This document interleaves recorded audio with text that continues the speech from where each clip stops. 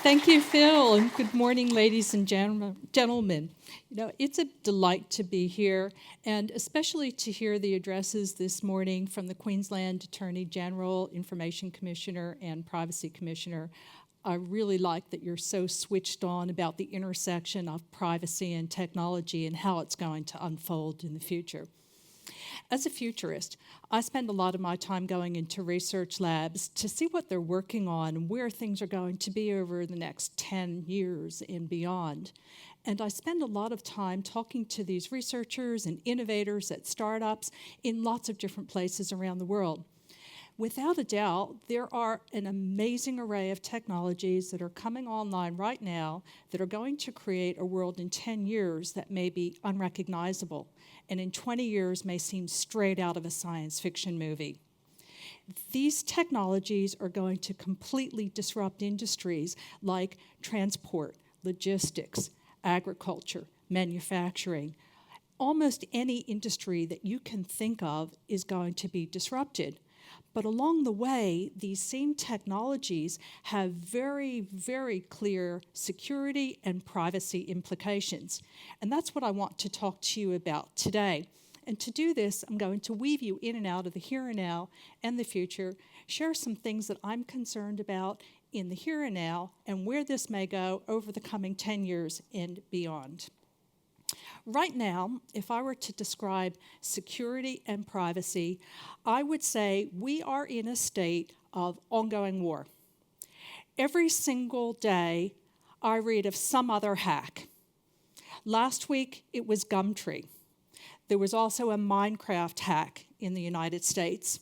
And there were reports that are not substantiated yet that up to 270 million email addresses and names were compromised, including from big social media companies like Gmail, Yahoo, Hotmail.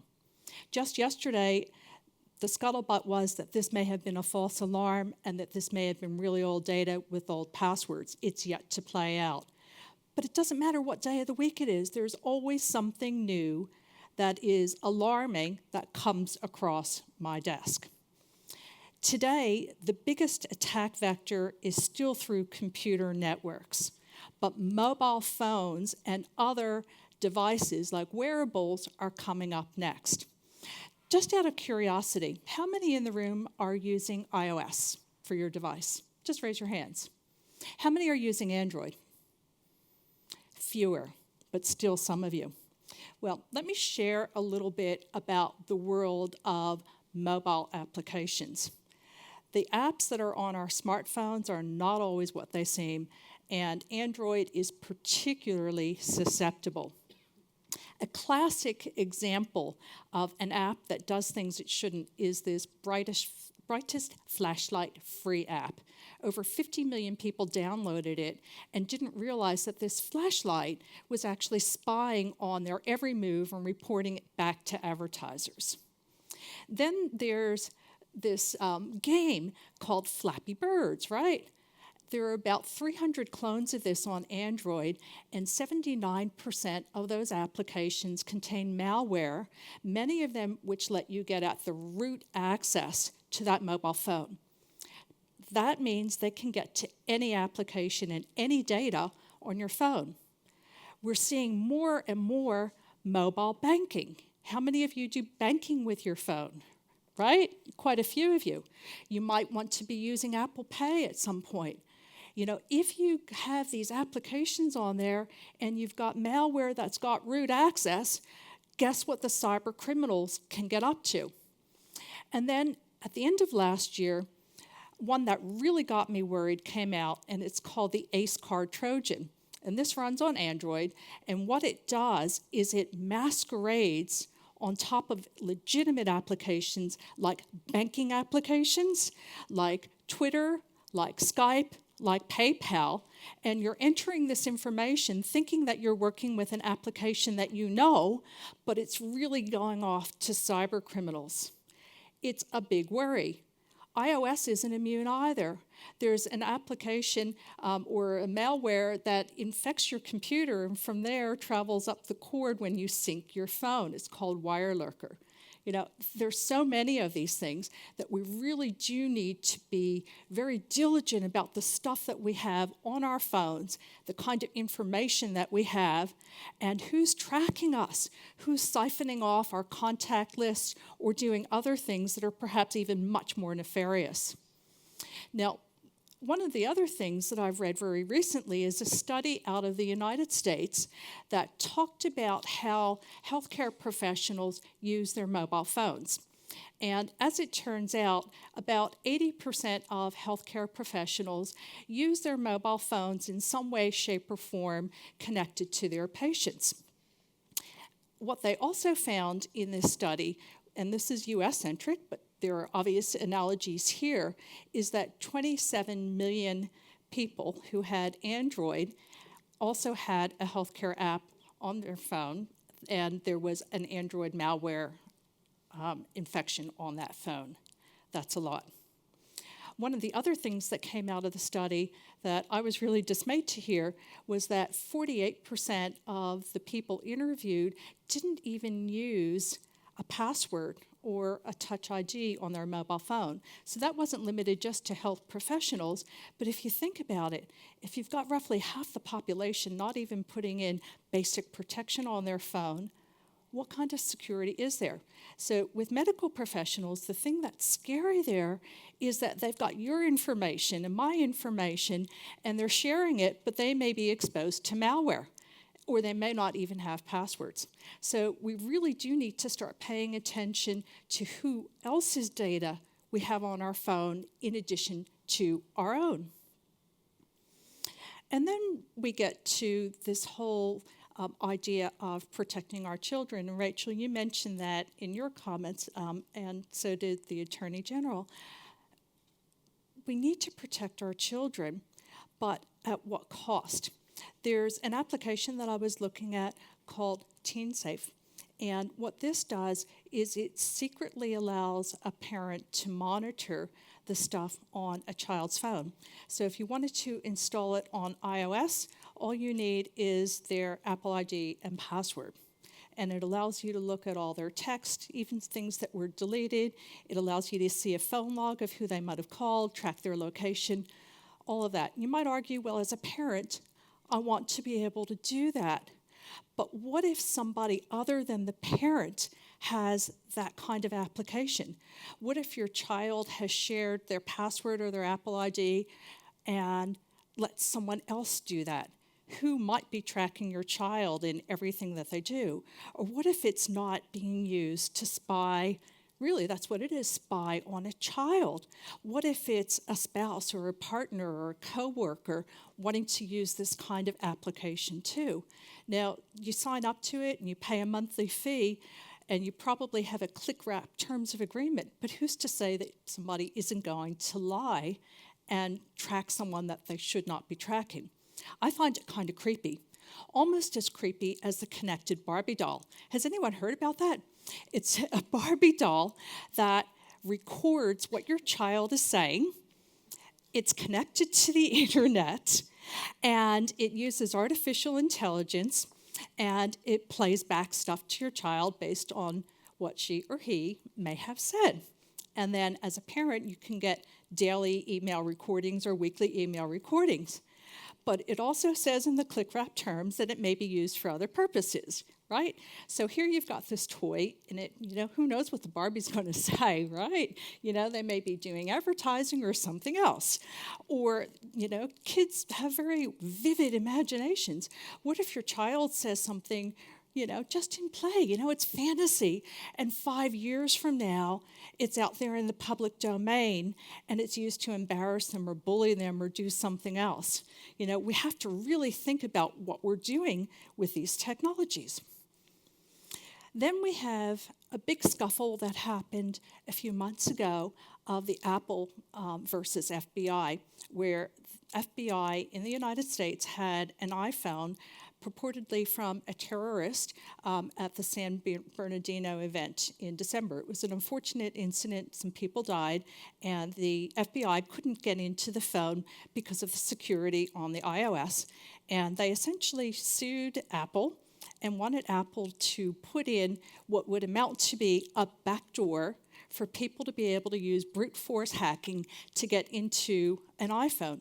The problem is that once it's there, who's to say it's only law enforcement in a very serious case that would use it?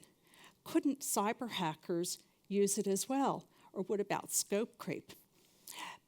What I was surprised about in this whole debate, that one of the people who came out and said, this is a really, really bad idea, is a retired General Michael Hayden, who's the former head of the NSA and the CIA, and he said, backdoors in general are a very bad idea because once it's there, you don't know who else is going to use it. And in fact, once hackers know that it's out there, they will very specifically try to go in and break it. Now, as it turned out, the lawsuit was dropped. Apple found a third-party firm that was able to hack into it. They have not disclosed exactly how it was done, but Scuttlebutt in the security industry says that they probably made copies of this drive that's sitting inside the Apple and just used brute force and then created a new copy once it locked up. You need very, very specialized equipment to do that, and of course you need the phone. But these are things that we have to consider. And then we have social media. And, there's this old saying that says there's no such thing as a free lunch. And when it comes to social media, that is so true. We're leaving these digital footprints that capture our lives. A study by Respect Network in the United States showed that with Facebook, if you've got 10 likes on there, Facebook believes that they know you better than a coworker. If you like 150 things, they know you better than a family member, and 300, they know you better than your spouse. That's a little bit scary, right? And then think about services like Google. How much information are you putting out there if you're using Gmail, Google Hangouts, you've got an Android phone, you've got all these applications that you're using for free. What if someone were to hack into your account? How much would they know about you? Are we compromising our safety and security by using all these free services? And what if there was a master hack and they got lots and lots of records from a lot of people? There are some really serious concerns. But in the future, it may go even further than that. There's a movement called the transhumanist movement, where basically a bunch of people want to live forever, right?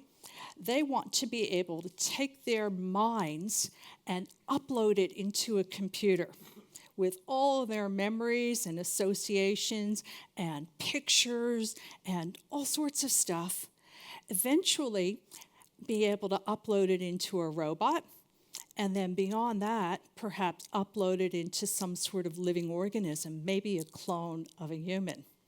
So they've got this design that says, how can we take our mind files and create a life beyond our physical living life?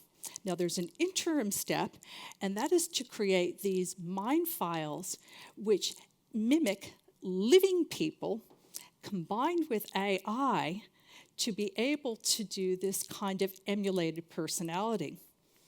One example is this little mini robot called Bina 48, who's modeled after a lady by the name of Bina Rothblatt, who's still living. And you can literally have conversations with Bina, and it has her personality emulated. It's really quite a fascinating development. And in fact, there was a storyline on a TV show called Limitless that used this kind of approximation with this little robot there to help them solve her murder. They queried her robot bust, including her mind file, and figured out who her killer was. What I see right now as the biggest issue when it comes to privacy and security are data breaches. And in particular, identity theft is one that I really worry about. Understand that when there is a privacy breach, it's not just individuals who are impacted, it's businesses too, and it's very expensive.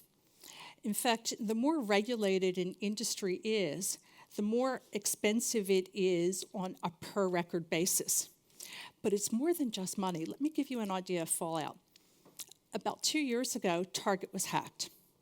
110 million records were compromised, including about 40 million attached to credit cards. The CEO was sacked. The cost is estimated to be out about $1 billion US. It impacted the company's reputation to the point that in the quarter immediately following the hack, profits dropped by 46%. So as a company director, you need to be really worried about privacy and security too, because it will impact your bottom line.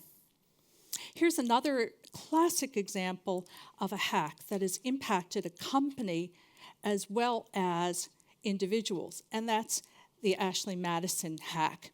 Ashley Madison is a website, or was a website, for adulterers. Once they were hacked, people's lives were destroyed. Now, admittedly, people shouldn't have been cheating like that, but a lot of people had marriages fail specifically because of this. The company is likely to go out of existence, and it's even worse than that. The CEO was sacked pretty much right away, but in investigating this hack, they found that the company was engaging in deceptive practices. With about 34 million users, only about 15% were women, and a lot of those profiles were inactive. So they're likely to have charges filed against them for deceptive conduct. And they found that the former CTO had hacked into a competitor's website as well. So the ramifications are going to be ongoing, and it's estimated that it will cost about 850 million US all up. That's big dollars. And then there was another huge hack a little while ago, less than a year, at the Office of Personnel Management in the United States. So this is the US office that does the security vetting for spooks and for others who have very sensitive access to all kinds of information.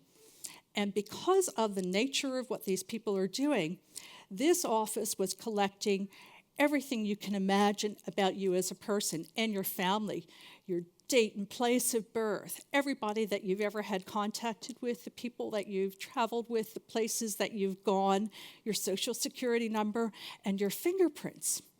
Now, imagine that you're a spy. With this database hacked, you can never be a secret agent if they can get to your fingerprints. What are you going to do? Burn off your fingers? What if you can imagine never being able to use Touch ID on a smart device? Now, these things are happening, and this was a secure agency. And by the way, the head of the agency lost her job over this as well. So I worry about this stuff a lot. So then, in the mix of all this, we have what we're doing in Australia, and we passed the data retention legislation last year, and that's basically compelling telcos and ISPs to retain for a period of 2 years metadata, which basically tracks, your phone calls, the websites you visit, all kinds of information. The cost to the telecommunications industry is huge, and one of the reasons is that they have to integrate these disparate databases into a central repository. Now, in the security world, one of the best ways to prevent being hacked is to actually have separate databases, but yet we're doing the opposite. One of the things that is likely to be an unintended fallout of this is that a lot of small ISPs, because of this cost and not knowing what will be reimbursed, and a lot of it not being reimbursed, will actually be forced out of business. But it goes beyond this. It was sold to the public on the basis of security. We want to prevent terrorism. But the organizations that are getting access to this without a warrant are companies like WorkSafe Victoria. It's worker compensation and safety, or the Racing Commissioner, or the Civil Aviation Authority. Now, I'm sorry, I can understand that there may be legitimate law enforcement reasons to get information, but without a warrant? What happens if one of these telcos are hacked? You're looking at a lot of very, very private information that could be used against people, and there are real costs to this. And there's scope creep. And then we have the latest, how shall I say, I'll call it stupidity, because that's what I think it is. And that is by the ABS, an organization that I respect immensely, except in this instance. They want to retain your name and address and store it with your census answers. They're creating a honeypot for hackers of all kinds of information that can be used for identity fraud. And if they think that it can't be hacked, I think they're fooling themselves. If the U.S. Office of Personnel Management can be hacked, why can't the ABS be hacked? And frankly, a lot of cybercrime is done from the inside. It's not just hackers. If there's a lot of money attached, couldn't somebody be corrupted? I think that we're putting the integrity of census data at risk if people try to protect their privacy. Is this the end of the cash world? You know, we're putting more and more on our digital wallets, and Australia is one of the leading organizations, or leading countries to do this. With cash, we have anonymity. With everything recorded on credit cards or FPOS statements, there is no such thing as a private transaction. And then we have cryptocurrency, and of course that's something that governments are worried about too. So let's take a quick step into the future on some of the emerging technologies and where this is going to go over the coming 10 years. I talked about wearables, and one of the trends in the enterprise space is to be able to take biometric data that is tracked by wearables and use it to do things like maintain the safety of employees. There's an experimental wearable that not only tracks things like your heart rate and your pulse and others easily obtained biometrics, it's able to do molecular analysis and track what's in your sweat. So a few weeks ago, I was talking to a group of CEOs about the use of wearables, and this discussion came up about, well, can I actually force an employee to wear a wearable? And my view is that if it's not in their employment contract, no, but will employment contracts of the future include that? And what if it's used not just to help with safety, but to make decisions about hiring or firing? You know, there'll be a time when our smart clothing is able to be used, for instance, in a call center to sense when somebody's getting flustered. You know, is that something that we want to do in a workplace? And what are the implications? And of course, a lot of these devices don't even have security affiliated with them. And what happens if this data becomes corrupted? You may find as an organization that your big data pool that you're relying on is a corrupt data pool. Then there's a technology called augmented reality, and basically what that is a contextual overlay on the things you see. So a few years back, you probably would have heard of Google Glasses. Some of the newer eyewear are from companies like Meta, the Meta 2, or the Microsoft HoloLens, or this DAQRI smart helmet, where they're being used in an enterprise situation, let's say to look at a range of pipes and have a view of what's in the pipe and how hot it is and which way you should turn the knob. Really interesting stuff, but these smart eyewear have lots of glasses so that there's two-way dialogues. So as we're starting to record things, not just from CCTV cameras, but from the eyewear that we wear, there are other obvious privacy implications as well. And then we have facial recognition. And as discussed earlier today, CCTV cameras are becoming more and more pervasive. And there's a couple kinds of facial recognition. One that you're familiar with probably as you go through customs is what you would call cooperative recognition, where you've got a picture of you and you're standing in front of a camera and it's best lighting possible, and they're just trying to do a match. They're not actually looking at other databases to see if you might be a terrorist or a criminal. And even with that, there's a 20% failure rate. In fact, it never works with me. Don't know why, 100% failure rate. It goes beyond that there. A researcher here at QUT, who has a company called Imagis Technology, Brian Lovell, has designed algorithms that allow you to detect faces in a crowd at an angle from CCTV. And it goes beyond that too. So it's not just recognizing individual faces, it's being able to look at emotions and being able to classify genders and reactions to things like advertising. But what if a facial database was hacked? You know, one of the problems with these facial recognition databases is that the bigger the database, the more pictures you have, the greater the chance there is of false recognition.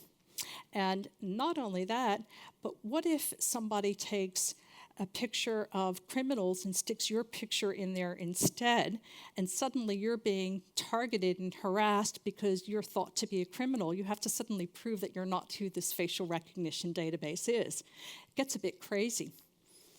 In about 7 years' time, it's going to get even crazier. One of the things that the technology industry is working on are smart glasses. And this is an example of a patent from Google where the eyewear that you'll wear will probably, by the time this comes out, most certainly, the opaque bits will be completely translucent. So you'll have these contacts in your eye, and you'll be able to blink twice and start taking a picture or a video just with your eyes. And not only that, but it will combine biotech too. So you'll be able to have things like auto-focusing lenses, so no more reading glasses. You'll be able to detect all kinds of medical situations from the information in your tears. So there'll be good reasons for people to adopt that. Put this together with facial recognition, and imagine going into a room like this and seeing everybody's name pop up. That's where we're going to be in about 7 to 10 years. And then we have flying robots and drones. And more, we're going to see them in our skies. In fact, we're probably in 10 years' time going to see drone highways, out the window here. They're loaded up with cameras, and they can do all kinds of things. And there are lots of legitimate reasons to use them, but they can also be used for spying and surveillance. Last week I was at CeBIT, and I was talking to one of the vendors of drone technology, and they're getting quieter too, right? Drone that has a high-definition camera and a separate infrared camera would sell for about $3,200. They're getting cheaper and cheaper all the time, and they're getting smaller. Military organizations like the U.S. Air Force are working on these little tiny, teeny drones that look like insects. If this was perched on a shelf in your board meeting, would you know that it's there? Or in your house? Who knows who might have access to this kind of technology? So, will we have any privacy in 10 years' time? And, sometimes I worry, I think it might have already missed the boat. I hope not. But so many times, security and privacy is an afterthought. And how we use technologies, the ethics of it, is an afterthought. Now, there's one new technology that seems straight out of science fiction that may protect us at some stage from ongoing surveillance cameras. And it's an invisibility shield. I mean, seriously, have you ever wanted to be invisible? This came out in a scientific journal just a few weeks ago, and what scientists at Iowa State University are doing is they have this liquid metal called Gallenstad that's got a slightly open loop, and it's embedded in a silicon mesh, and it's able to be tuned to block out radar signals. So you can imagine that there are some real good application for wanting to not show up on radar. But where they are intending to go with this is to be able to take the frequency higher and be able to block out infrared light or visible light. So imagine sometime in the future you're wearing clothes that have these little alloys as part of them, and you don't show up on cameras. Or, maybe you have makeup, and, therefore your face doesn't show up either. That might be a really interesting technology. Then people will have to think about, what about all these CCTV cameras? What are we going to do with these things? I think we're at least 10 years away from any kind of commercial application. I'm sure it will be used in military and security applications before you see it in the general public. But where does it go even beyond there? And this is where it gets a little bit spooky, sci-fi, scary. One of the world's leading futurists, Ray Kurzweil, has predicted that in the 2030s, we will have these little nanobots that go directly into our brain. They'll be made out of DNA. They'll connect directly to our neocortex and allow us to do things like think a question and Google it, just from your brain. Or you want to send an email to someone or communicate with someone, and you just send it brain to brain. You have a complex problem where you need more computing power. No problem. Fire it up like an Amazon web server, and suddenly you've got 10,000 times the computing power that you have in your natural human brain. Or you want to record every single one of your life memories, everything that you see and do. No problem. Store it in the cloud. Is this science fiction? Well, there's a lot of work happening in the world of nanotechnology and in very, very, very tiny robots. Where we don't know yet is exactly how the human brain works. Enough to be able to do that. Will we solve it in 15 years or 20 years? Maybe, maybe not, but at some point we will. Once you have internet connections literally in your brain, will we have any privacy at all? What if everything that we think and do is someday stored in the cloud? And what if somebody hacks your brain? If you've got a computer and you've got a backup, you can wipe it. But what are you going to do? Wipe your brain? These are the places where technology is going, and it's just so important that we have these discussions on security and privacy and ethics now, while the technology is still being thought about and hasn't been deployed yet. And so many times I see in technologies, both in the here and now and in the emerging path, that security is an afterthought, that privacy is an afterthought, that ethics are not even considered. Think about things like smartwatches. There was a study done last year where half of them don't even have basic PIN protection built in. That's nuts. Why would you build a product, in 2015, 2016 without basic security? But we continue to do that. So these discussions that we're having here today are so important. And as we ponder these issues, we really need to look at the big picture, and that is, what kind of a world do we want to live in? Do we want to live in a world where everybody knows everything about us, and maybe it can be used to hurt us or hurt our family? Or do we want to live in a world where privacy is part of our lives, where we still have a chance to have some things that we choose not to share with the rest of the world, not because they're illegal, but just because they're personal to us or to our families? Thank you so much, and I hope that you enjoy the rest of the proceedings.